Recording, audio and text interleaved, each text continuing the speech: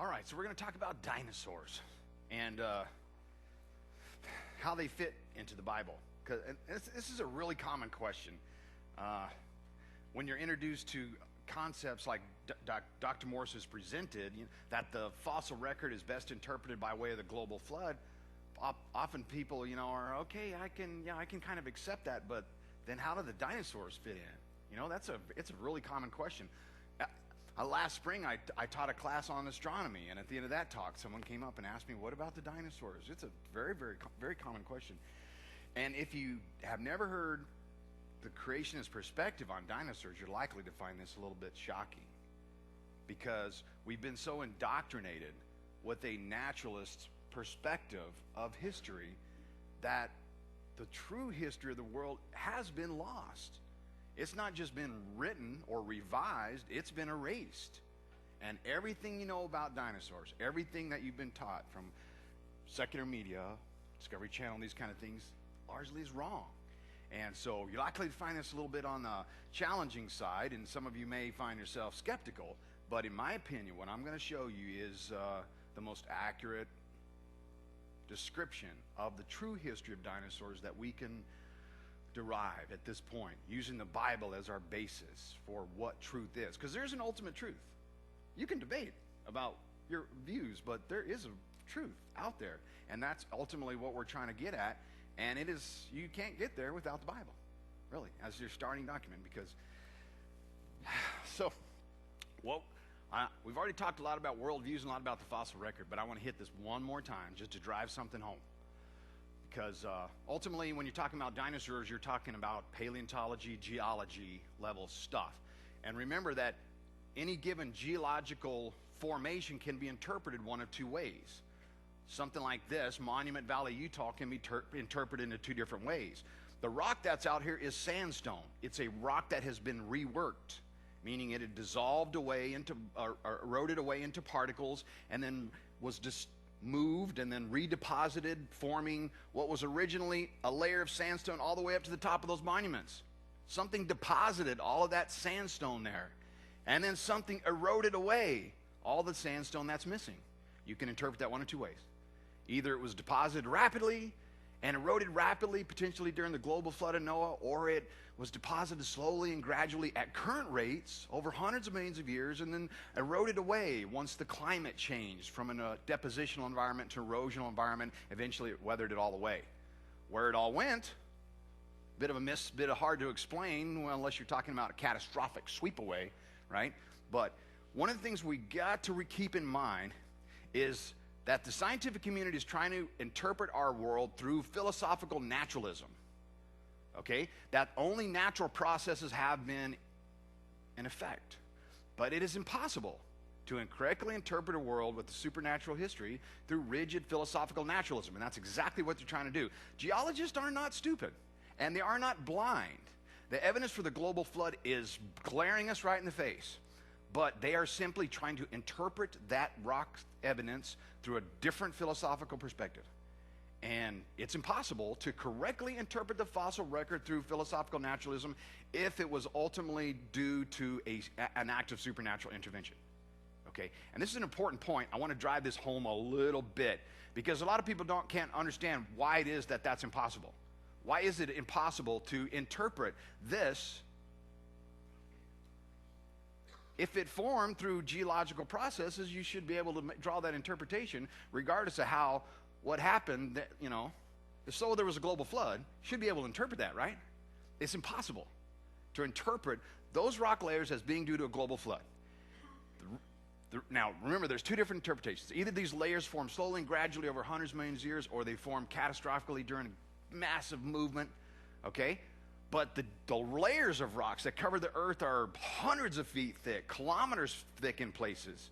We're talking about lots and lots of layers of rocks that nothing could have survived if it was formed during a massive global flood. That's the key point.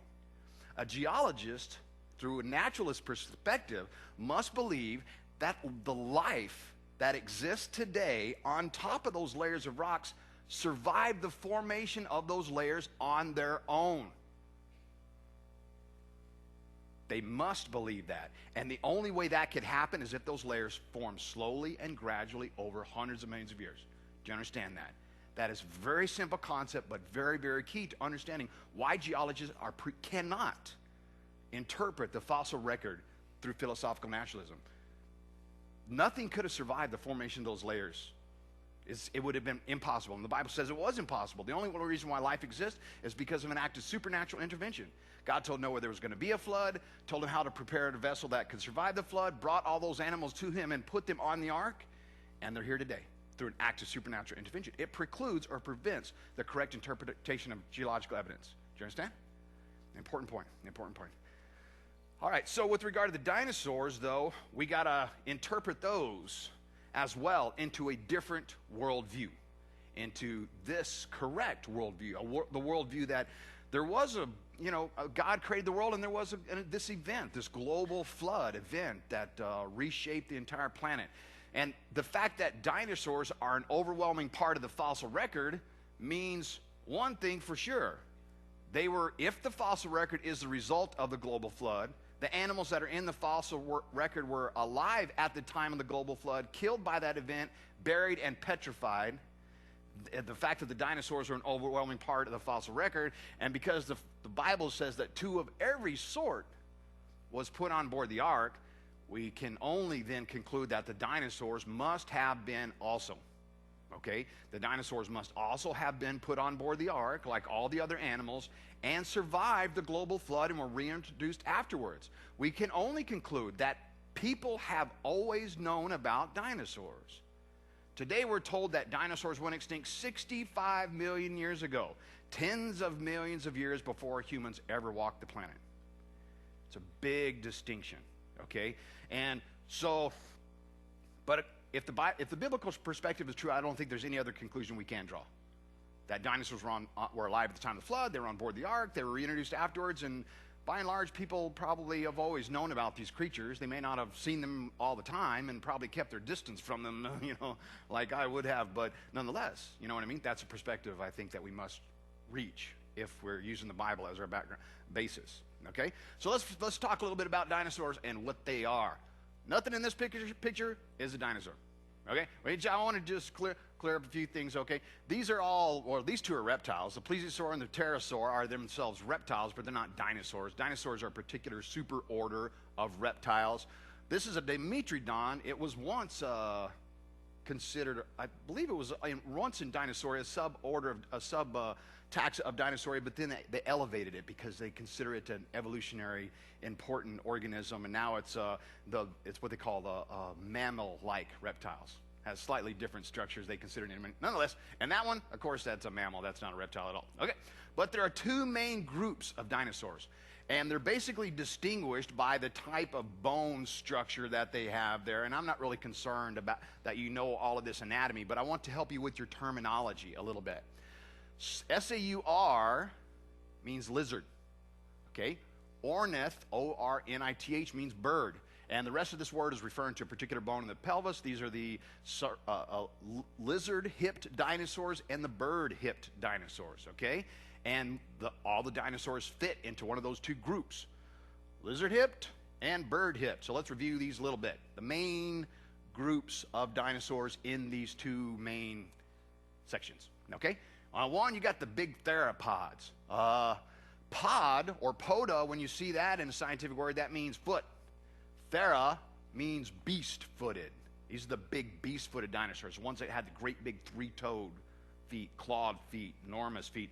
This is similar to the T-Rex. Allosaurs all belong to this group. This is actually the Gigantosaurus, slightly bigger than a T-Rex, about 50 foot in length, skull 6 foot in length. Could pick you up and pretty much swallow you whole. But they weren't the biggest. There are a lot of big theropods. The biggest was actually this Spinosaurus right here. If you've seen, what was it called? Ice Age, what was it, Dawn of the Dinosaurs? Anyone seen Ice Age? Am I the only one that watches cartoons around here? I don't know. Maybe I am. Yeah, okay. Got some people that say. Well, there was a T-Rex in there, right? And the T-Rex is chasing him for a while, and then eventually something else starts chasing the T-Rex. And that was Spinosaurus. Its name was similar, too. Spiny or something. I don't remember what they call it, but its name was similar. of the big theropods, the Tyrannosaurus in particular, is distributed mostly in most of dinosaur fossils, period, have been found in North America. Most of them. And along a distribution pattern that follows a particular latitude. This is typical distribution pattern for dinosaurs right here. This is just the Tyrannosaurs, the family of dinosaurs to which the Tyrannosaurus belongs. But every once in a while, they'll find one scattered down up under here, but most of them seem to be distributed along a similar pattern there. Okay? Also in the Saurischans, again, the lizard-hipped dinosaurs, are the sauropods. Okay? Lizard-footed. Okay? So these, you can see their foot's big different. They got the 5 toes instead of the big 3-toed claws. Bit different. You got this is the largest group of dinosaurs belong here, and the largest animal that's ever lived. Once they thought the blue whale was the biggest, but now the big the Diplodocus, the Supersaurus is the bigger one, is the biggest one, 115 foot in length total. Wouldn't you have just loved to have seen one of those things? You know, at least from a distance. Maybe from a helicopter? Yeah, helicopter. All right, there we go. Everyone's in agreement on that one. Maybe me too a little bit. Could be a little scary. Okay, so Saurischans, those basically those two main groups. Within the Ornithischians, ornithischian again means bird-hipped dinosaurs, and within this you got bird-footed dinosaurs, ornithopods. But there are several groups that belong in here, like the Ankylosaur, has a crown of structure on its head. It's got the big plates on its back, or what they call scoots, and most of them, or some of them, had a great big club on the end of its tail. Not overly large in comparison to the other dinosaurs. Stegosaurus, most people can recognize a Stegosaurus, right? Had these huge plates on its back and a series of spikes on its tail. Pretty big, though. Pretty big. This thing definitely would have been scary. Most of these in this group, many of the dinosaurs were herbivores, but yeah, I don't think that would have mattered much. I think we'd still be running from that thing. Well, I would have been running, and they probably would have charged you. If you notice, I didn't give you pointed out, the Ankylosaur had a bird's beak. The Ceratops also had basically a bird's beak. Many of these did. Ceratops was an enormous creature also, like the Triceratops. So there's the Eutriceratops and Triceratops. Pretty big, 30 feet in length maximum. And most of these could run like 35 miles an hour. You know, the fastest human can run about that speed, but that's about it. Similar distribution pattern. Most of them have been found in North America, with a few minors found elsewhere, and every once in a while you'll find one down in South America or Africa or even in Australia, but they're rare. The Hadrosaur, bird bill. Again, this is one of the bird-footed dinosaurs, and in addition to bird-hipped, bird-footed dinosaurs, once thought to have lived in this kind of environment, but later examinations of stomach contents, they found ferns and things that later caused them to conclude that they were actually mountainous creatures. Looks nice and friendly, right? This thing was big, though. Look at the size of the Hadrosaur in comparison to even Spinosaur, Stegosaur, Ceratops. Thing was big, 50 foot in length. Whether it was a plant eater or not, yeah, probably would have been running from that one. Now, one of the big questions that concerns us, even still today, is what happened to the dinosaurs. So they once existed. They were once, the mightiest of God's creation, and they're no longer here today. And the theories abound. The problem with these theories is that there are a great many animals still alive today that were alive at the time of the dinosaurs. And they're exactly the same as they were at the time of the dinosaurs. Many cold-blooded animals. Why dinosaurs are largely believed to be cold-blooded, but there's some debate on that. Scientists largely assume that they died due to climactic changes, due to either large asteroid bombardment or potentially volcanism. But the asteroid impact theory is probably predominant. That's a large asteroid came down, struck the Earth, caused a climactic shift in the Earth, and the dinosaurs were unable to survive that. But again, the problem with that is that there are a great many animals alive today that were alive at the time of the dinosaurs and still doing just fine. It's a problem. Others believe that actually the dinosaurs didn't go extinct, or at least some of them have evolved into birds, right? That's generally held belief that dinosaurs have evolved into birds. How that actually took place is to some degree a mystery. You can propose your own theory. There's a variety of ways that they, I don't know, this one, one scientist theory on how they might have evolved into birds. I don't know. But one one issue with regarding to the origin or the evolution of flight is that flight, generally speaking, broadly amongst all the animals that can fly, appears suddenly in the fossil record. We didn't check this. Hopefully my sound's still good. Evolution teaches that flying animals evolved from land animals, but new discoveries here in Germany are causing problems for this theory. There's a 10 million year period of early mammal evolution where you would guess that there'd be some sort of a bat precursor, but once again, nothing.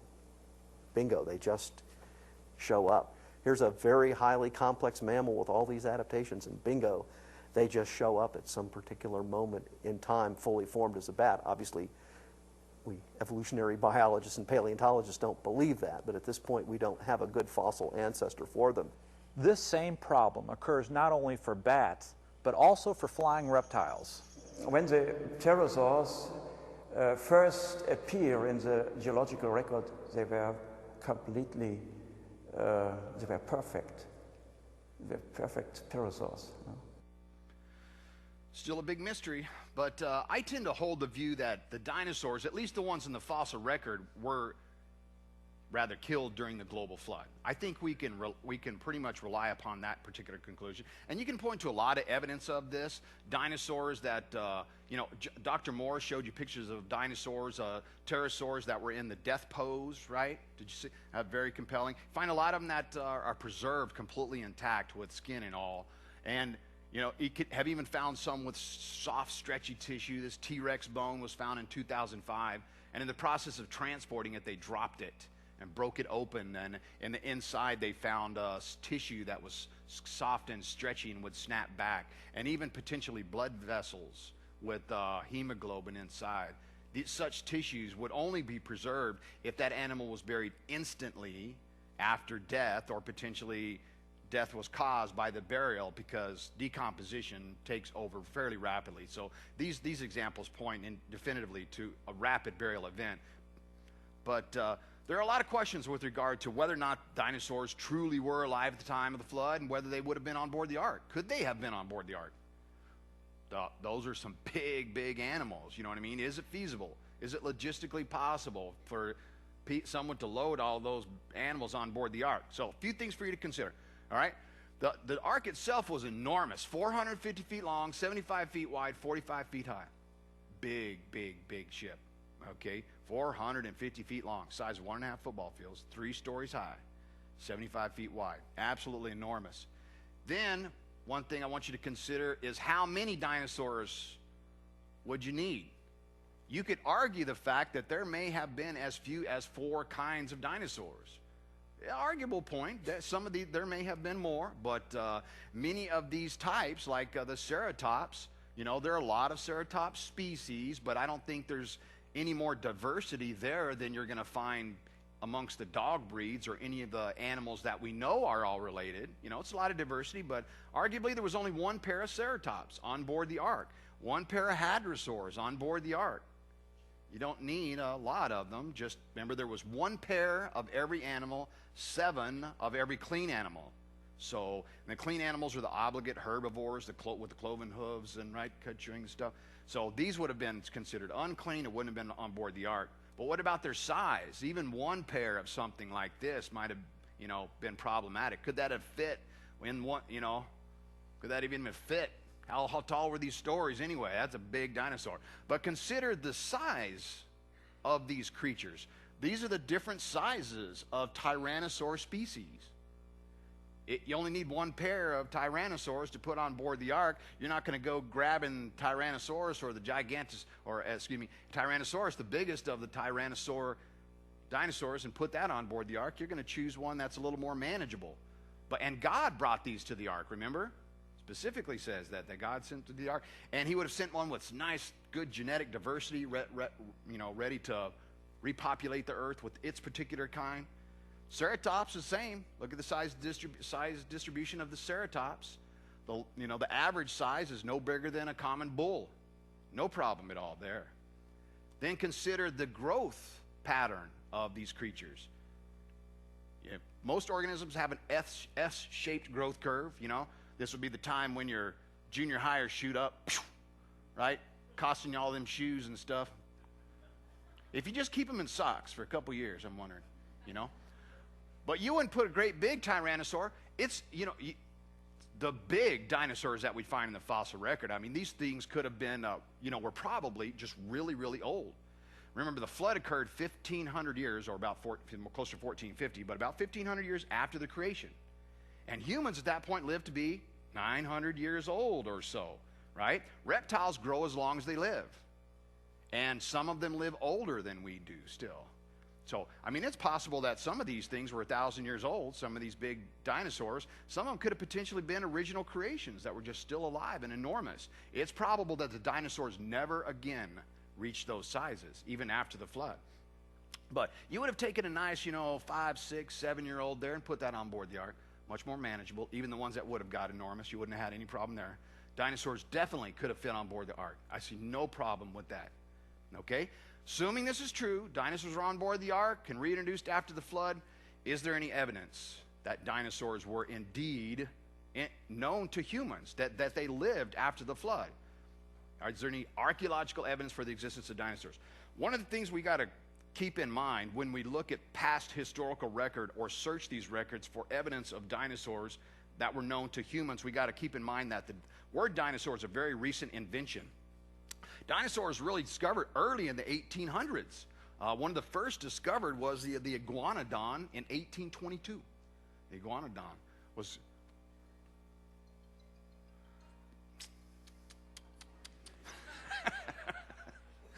I'm checking my pocket, make sure it's not.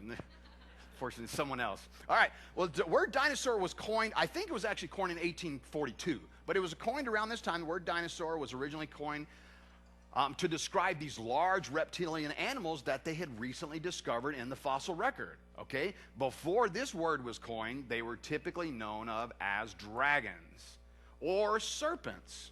Today, the word serpent has changed so that it's synonymous with snakes, but in Old English diction, snakes and serpents were different, distinct from one another. A snake was a legless serpent. Serpents were animals with long necks and long tails. Okay? And you can find many descriptions where a serpent is described by how many legs it has. Okay? Meet the Draco Rex. Or its full name is let me, if I remember correctly, Draco Rex Hogwartus or something like that, from like Harry Potter or something. It's close to that. It may not be exactly right, but it's the Draco Rex. We know that there were dinosaurs that had, you know, remarkable similarities to the animals that later became described or known to us as dragons. And to say that dragons were important in ancient times would be an understatement. I mean, they were significant to the peoples of ancient times. You can find them on calendars like the Chinese zodiac. The Chinese zodiac has everyday animals on it. Every animal that's on the Chinese zodiac is known to us as an everyday common animal. And the dragon, which was itself an everyday common animal to the Chinese people in ancient times. England, Scotland, Wales, there's a dragon on the flag of Wales, Scandinavia, Germany, France. In these countries, there is a significant, lengthy, rich history of descriptions and depictions of dragons. They knew them by different names, but they usually knew of them. They usually knew of multiple types or had multiple names for different types of dragons. You can find them in city seals. In addition to flags, there are cities that are named after dragons or the person who killed a dragon. There are people have been venerated or made saints for killing dragons. Every natural history book and encyclopedia science book that was published before the 1800s had descriptions and depictions of dragons, and usually multiple types. They would describe particular incidents. This one describes an incident where a shepherd saw a dragon in Switzerland, and you know, before you dismiss this image as like, what? You know what I mean? That looks ridiculous. Let's look at this for its most important characteristics. It's 3-toed feet. It's got 3 toes, long neck, long tail, and a crown-like structure on the top of its head. Okay, and look at this one. Those are the basic characteristics of your theropods, your beast-footed creatures. 3-toed, these big 3-toed feet and hands. And its crown-like structure, its long neck and its long tail. And before you criticize that person who made that last description, just consider for yourself how much better of a description would you have been able to give. How long would you have stood there and taken a mental picture of that thing?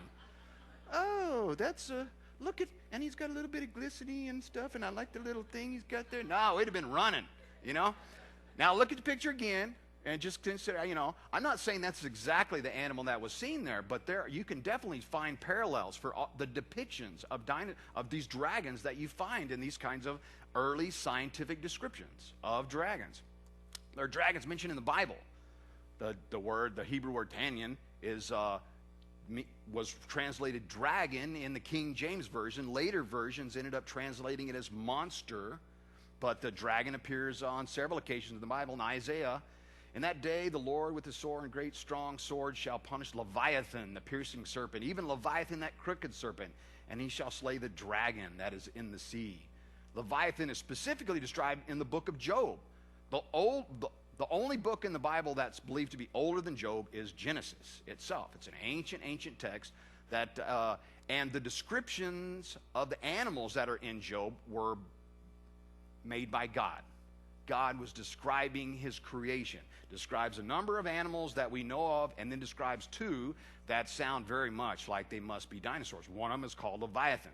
A brief portion of the description, you can go and read the rest of it yourself. Can you draw out Leviathan with a fish hook? Around his teeth there is terror. His strong scales are his pride, shut up as with a tight seal. They clasp each other and cannot be separated. His sneezes flash forth light, and his eyes are like the eyelids of the morning, glowing also. Out of his mouth go burning torches. The sword that reaches him cannot avail, nor the spear, the dart, or the javelin. He regards iron as straw. Bronze is rotten wood. The arrows cannot make him flee. Slingstones are turned into stubble for him. Some commentators will claim that this just was an alligator or something, but alligators can easily be pierced with a spear or those kind of things. You're talking about something much more formidable here than an alligator. There's another that's called the behemoth. Look at behemoth, which I made along with you, and which feeds on grass like an ox, an herbivore. What strength he has in his loins, what power in the muscles of his belly. His tail sways like a cedar, the sinews of his thighs are close knit. His bones are tubes of bronze. His limbs are rods of iron. Some of the Bible commentaries will say that this was either a hippopotamus or an elephant. It is described as the chief amongst God's creations, as if it was the largest creature that God had made.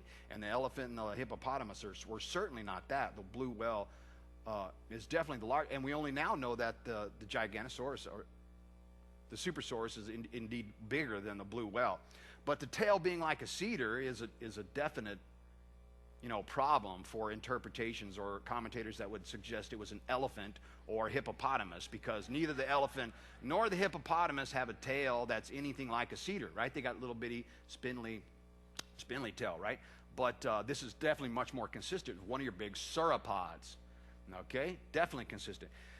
If you look through the history, you can find a number of ancient descriptions and depictions of dragons, and I can only give you a brief coverage of this, but I'll point out a few of them to you. Herodotus, the Greek historian, wrote of seeing creatures that sound like pterosaurs, like your big pterodactyls. There is a place in Arabia situated very near the city of Buto, to which I went on hearing of some winged serpents, and when I arrived there, I saw bones and spines of serpents in such quantities as it would be impossible to describe. The form of the serpent is like that of a water snake, but he has wings without feathers, and as like as possible to the wings of a bat. Some will claim that these descriptions were just of fossils that people had seen, but I don't know if you've seen. You can't tell what the creature looked like from fossils, much less that what its wings texture was like, that it actually had membranous wings rather than feathers. And the quantities that it's describing are certainly those of creatures that were being killed at the time. There is a dragon described in an apocryphal book of Daniel, a story known as Bel and the Dragon. There's Daniel challenges the worship of a god that the Babylonians were worshiping by the name of Bel, and then subsequently dispatches a dragon that they were worshiping. And it's an apocryphal book. It's found in the Greek Septuagint and the Latin Vulgate. It's retained within the Catholic Bible, but in the Protestant Bible, it's not part of our canon. But nonetheless, the description reads like this. And in that same place there was a great dragon, which they of Babylon worshipped. And the king said unto Daniel, Wilt thou also say that this is of brass? Because the Bel was an idol that they were worshiping. Lo, he liveth, he eateth and drinketh. Thou cannot say that he is no living God, therefore worship him. Then said Daniel unto the king, I will worship the Lord my God, for he is the living God. But give me leave, O king, and I shall slay this dragon without sword or staff. The king said, I give thee leave. Then Daniel took pitch and fat and hair, and did seeth them together, and made lumps thereof. This he put in the dragon's mouth, and so the dragon burst in sunder. And Daniel said, Lo, these are the gods ye worship. Like I say, it's not part of the Protestant canon, but there is a dragon on the Ishtar Gate in Babylon that would seem to add credibility to the fact that the Babylonians not only knew of dragons, but revered them as well. Only the dragon and a bull, which was probably the single most important animal to the Babylonians, are on the Ishtar Gate. There are lions along the procession way, but it's just the dragon and the bull seen there. Alexander the Great reported seeing dragons in India that the people of India were worshiping in 330 BC. It is said that one of his generals also brought back a dragon. There's a picture on the Nile mosaic dating to 100 BC that looks fairly definitively like a dinosaur. It's got what obviously looks like a bird's beak, and it's a quadruped with a long tail. The only animals we know of like that are these ornithischian dinosaurs, a great many of which had birds' beaks, and so it looks very much like a dinosaur that is being hunted there on the side of the Nile. The story of Beowulf is this is a very famous and considered one of the most important Saxon works of literature that we have. Is a story of an epic work known by the name Beowulf, which tells the story of the person named Beowulf who killed several dragons. Dating somewhere around the 6th century A.D., Beowulf was called by the king of a nearby region to kill a dragon that was attacking his great hall. So his dad, Beowulf's father, was already in service to the king to pay off a debt, and so Beowulf was pretty much obligated to come in at his bidding. But when he arrives, he first kills a number of sea dragons that were causing havoc for the shipping lanes, pulled their bodies up and laid them out on the beach for inspection, then took on the dragon that was attacking their great hall, one they called a grendel, and killed this grendel, which was described to be like that of a man. Most believe that means he was standing upright or bipedal instead of a quadruped. And it said that he killed it by ripping off one of its arms, which they then later mounted on the wall of the great hall. And many assume this means one of these theropods that had these little bitty arms. Beowulf ultimately lost his life by then afterwards fighting or trying to kill a winged dragon, which ultimately caused him to receive a mortal wound. And a lot of people believe that these stories are fictitious, but the author of these stories, if it is a work of fiction, wove into them an amazing amount of historical accuracy, because archaeological evidence and historical evidence has subsequently revealed that the great majority of the people that are described in the Epic of Beowulf were actual people. Their relationships to one another, the places and times in which they live are valid. And so if it was a work of fiction, there's an amazing amount of history that the author has used to create a fictitious work. It would be unprecedented. A number of these grave mounds have been verified archaeologically that belong to the people that are described in the Beowulf epic, including Beowulf's, which was discovered in 1950. Beowulf's grave mound. They also found great halls that date at the time that the Beowulf epic says they were, and the place. They've also found the great halls. It would be odd that only the dragon portion of the story would be fictitious. On the walls of a cathedral in Bredon-on-the-Hill, Leicestershire, England, there is a carving that looks to be that of a large bipedal dinosaur attacking a group of quadrupeds. There's one biting this one, and another one here, large back legs. It's definitely walking up on its back legs and has what looks like small arms. And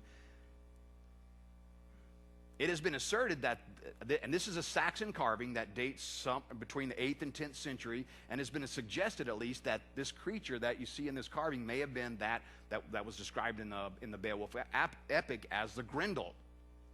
Legend has it that the word gargoyle, the word that we use to describe the dragon-like sculptures that are used as water spouts on cathedrals and churches, dates back to a dragon that was attacking a town in France.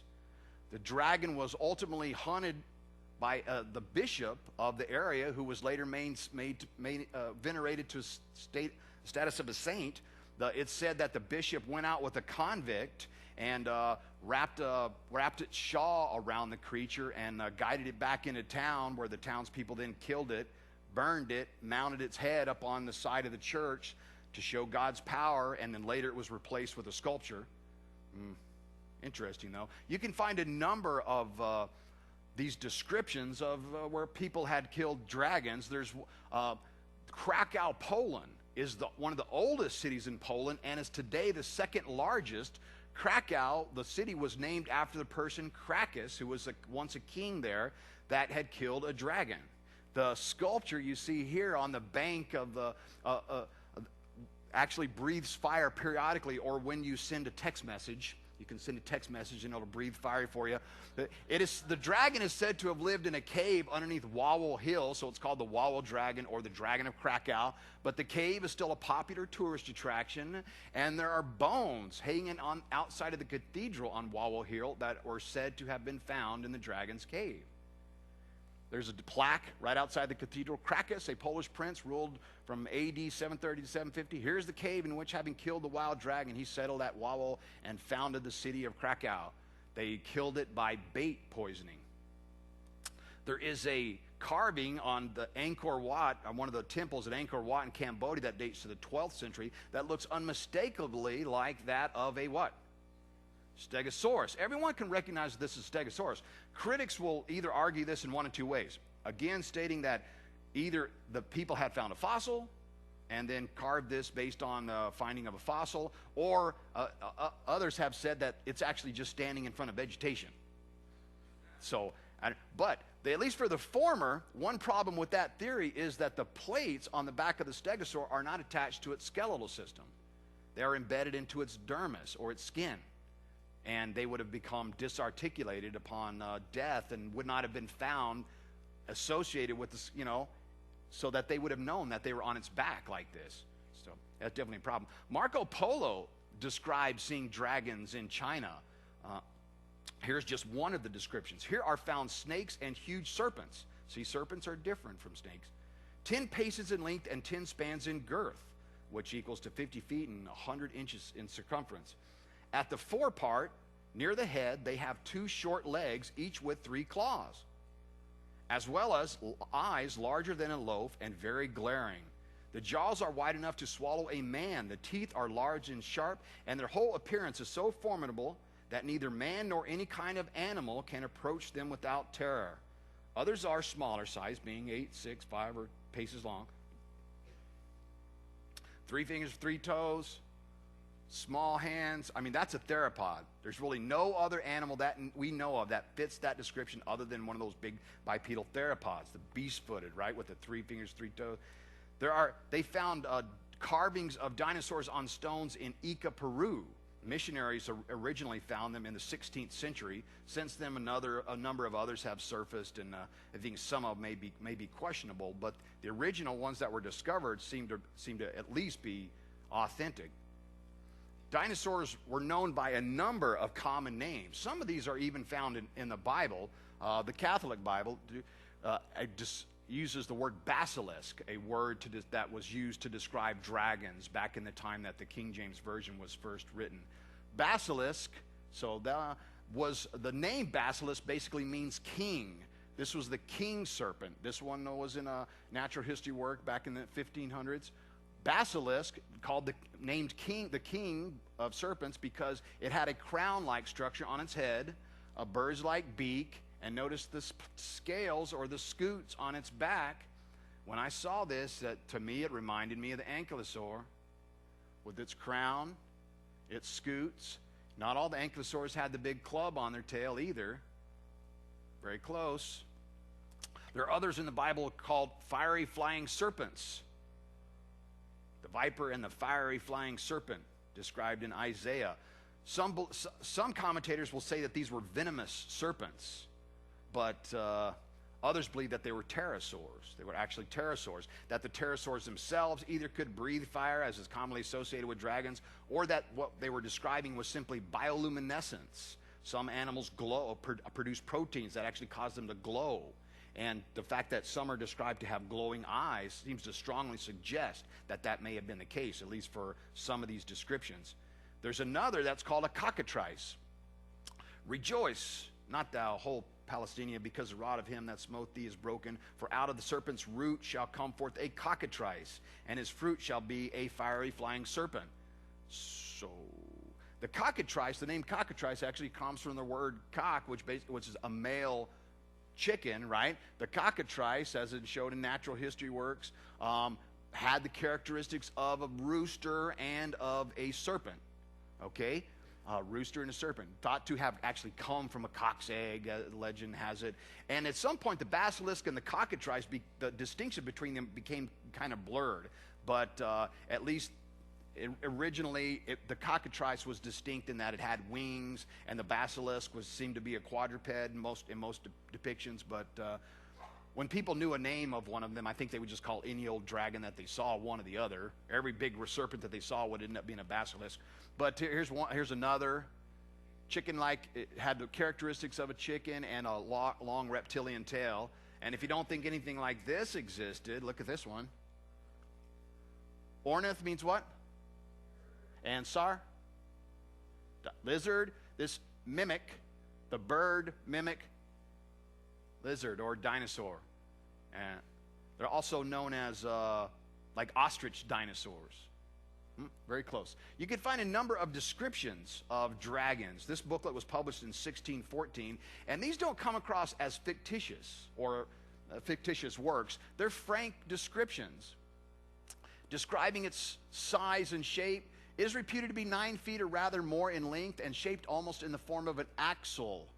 An axle has, you know what an axle under a car looks like? Round in the middle, same thing, round in the middle and two long things coming out the end. So it's shaped like the axle tree of a cart. A quantity of thickness in the middle and somewhat smaller on both ends. Think about what a sauropod looks like. Big, bulky body, long neck and long tail. You would kind of describe it like that. The former part, it shoots forth as a neck. It's supposed to be 3 foot 9 inches long, so a little bitty thing, at least at that point, with a white ring, as it were, of scales about it. The scales along its back were black, and under its belly, it was red. I mean, these are just descriptions. It's in no way comes across when you read these as being anything that was mythological. Another booklet was published in 1669, which describes a dragon that they had seen and a hunting party that they sent out to try to kill it. They were unable to, but it also reports another that was seen and then killed a few miles away. That was called, they described as a cockatrice again. This occurred in Essex, and the town in Hingham, Essex, is still considers themselves best known for the dragon that was once seen there long ago.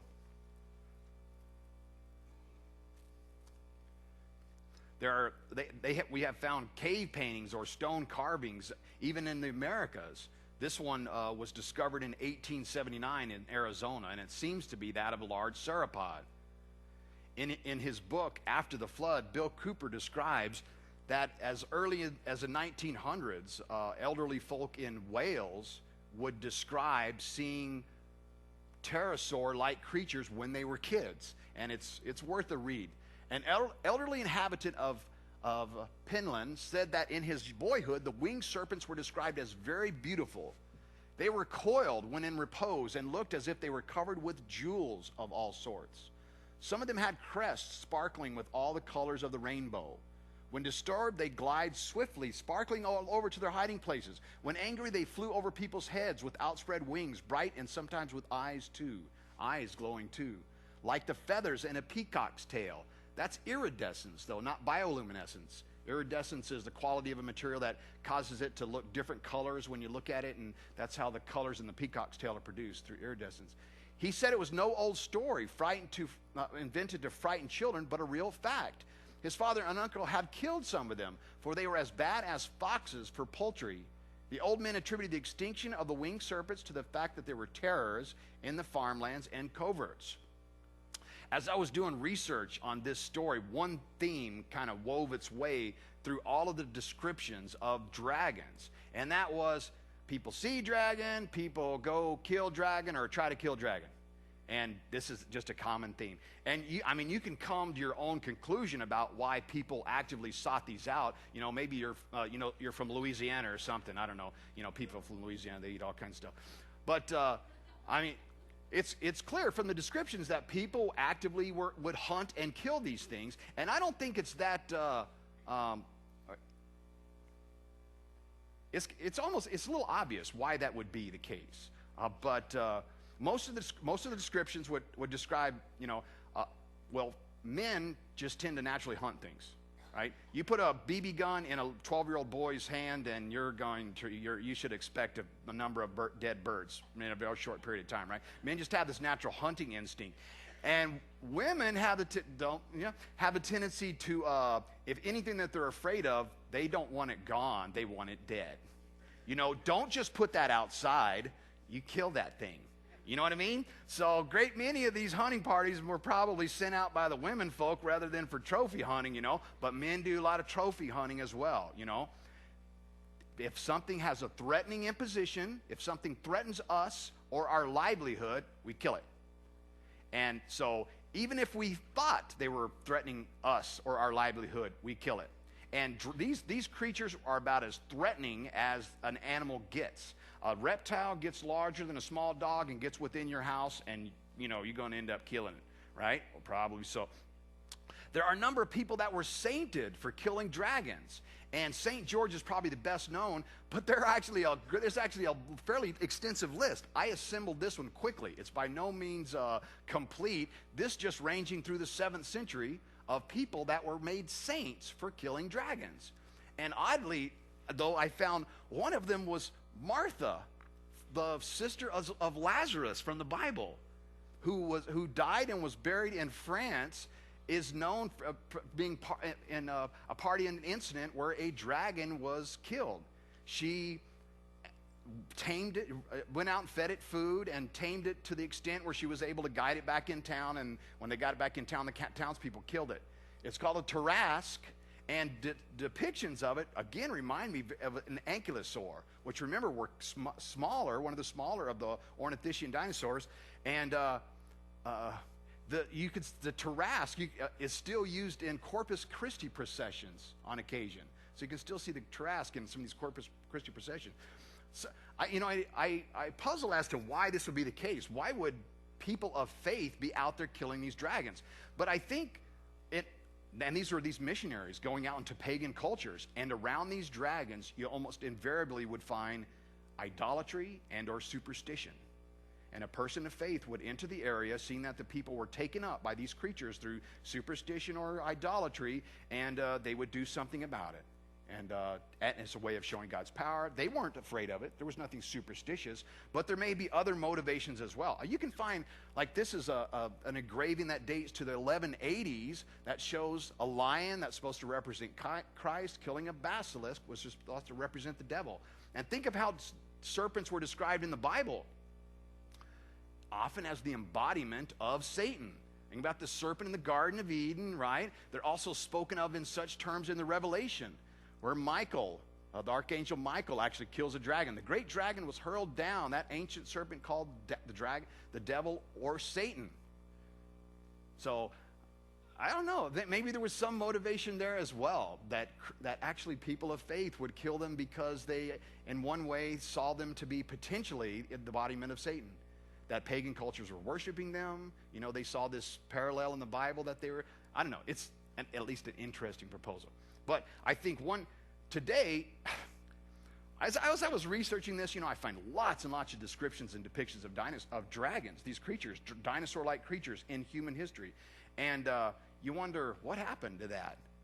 What happened to all this history? To me, it seems very substantial. Too substantial to be able to just sweep up under the rug. But it's like, and people have always believed in these things. Up until now, within the last 150 or so years, 200 years at most, people have always believed in these things. But it was when the scientific community decided that the fossil record should be interpreted this way, in which these dinosaurs then went extinct 65 million years ago, suddenly all this history must be wrong. And we just are going to erase that and not pay any attention to that. But there are examples of other animals that paleontologists thought went extinct that long ago also. And then lo and behold, they would find that they were still alive, like the coelacanth. The coelacanth, big fish, lobed-finned fish, they thought they went extinct at the time of the dinosaurs because they're not found in the upper layers of the fossil record either. But then lo and behold, fishermen pulled these things up off of the coast of Madagascar, living deep in the Indian Ocean. Timothy said, "For the time will come when men will not put up with sound doctrine. Instead, to suit their own desires, they will gather around them a great number of teachers to say what their itching ears want to hear. They will turn their ears away from the truth and turn aside to myths." Maybe it's not the dragons that are the myths, right? But this interpretation of the fossil record that tells us these creatures went extinct 65 million years ago is in fact a myth, right? If you want to learn more about dragons, I wrote up articles on a number of these descriptions and linked on the Creation Wiki, a website that we started up. So you can go on the Creation Wiki, do a search for dragon, and read about some more of those. Let me close out in a prayer. Father, we thank you so much that you left us your word, Father. Without the word that you left us, we would truly be lost. Truly be lost. Father, we need your help. We need your wisdom. Father, open our minds to the truth. Help us to read your word and apply it to not only our everyday life, but the understanding of the world that we live in. Father, we love you. Father, we praise you. Father, we thank you for sending your son, Jesus. Jesus. Praise you. In Christ's name, amen.